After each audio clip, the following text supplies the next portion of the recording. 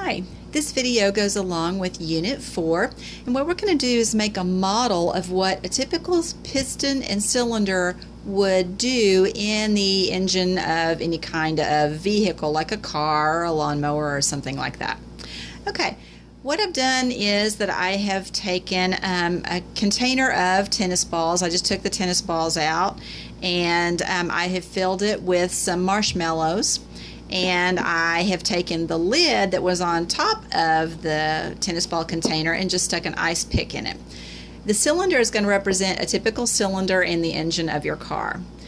The black thing here is going to represent the piston, and the marshmallows are going to represent the gas molecules inside the cylinder. Okay.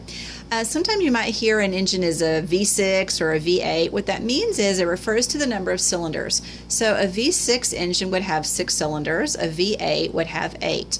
The more cylinders an engine has, the more power it has. Okay?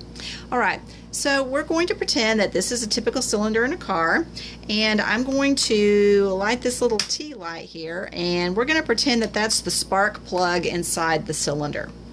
It's going to be the heat source, and it would heat up the fuel and air mixture. Okay? All right, so in a typical cylinder, you have this piston, and the piston goes up and down inside the cylinder. Okay? All right, so what we're going to do, we're going to pretend again that all of these marshmallows are gas molecules. We're going to hold them up over the candle a little bit, and we're going to pretend that they are getting heated up. Remember that when you raise the temperature of something, you are raising the average kinetic energy of the molecules. Kinetic energy is the energy of motion, which means they're going to start moving around, okay?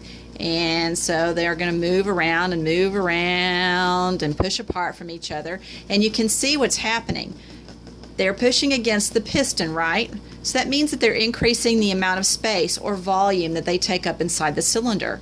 When this happens, they are actually doing work on the piston. So the gas is doing work on the piston when its volume increases. Now, what if we take the heat source away? Whoop. Now we can blow it out.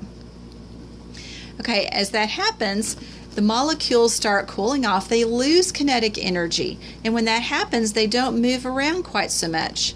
They come closer together, and in this case, work is being done on the gas by the piston, and the gas molecules are getting closer together.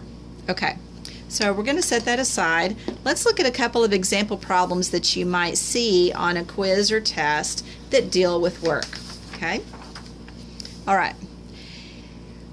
If the gas inside a cylinder has a pressure of 10 pascals, and Pascal is a Newton per meter squared, it's the standard unit for pressure, and the volume of the gas increases from 2 meters cubed to 4 meters cubed, how much work is done? Okay, so we're going to start with our givens as always. So the pressure is 10 pascals, the initial volume is 2 cubic meters, and the final volume is 4 meters cubed. Okay, so our unknown is work. From your equation sheet, the formula is work equals pressure times the change in volume. Remember that delta means the change in something. This is critically important. Whenever you're finding the change in anything, whether it's volume, pressure, temperature, it doesn't matter. You always, always, always take the final minus the initial, always, okay? So for our substitute step, work is equal to 10 pascals times, we're going to take the final volume, which was 4, minus the initial, which was 2. That equals 2. You multiply 10 pascals times 2 meters cubed, and you get 20 joules. Here's the math for unit cancellation. So if we have 10 Newton per meter squared, that's Pascal, times 2 meters cubed, the meters squared and the meters cubed cancel out, and we're just left with meters on top. Newton times meter is a Newton meter, and that's 20 joules. Okay? This positive number here tells us that work is being done by the gas. That means it's pushing against the piston. So that means it's positive work. Whenever you have positive work, in other words, work being done by the gas, your volume increases. Okay? All right, now let's look at another one.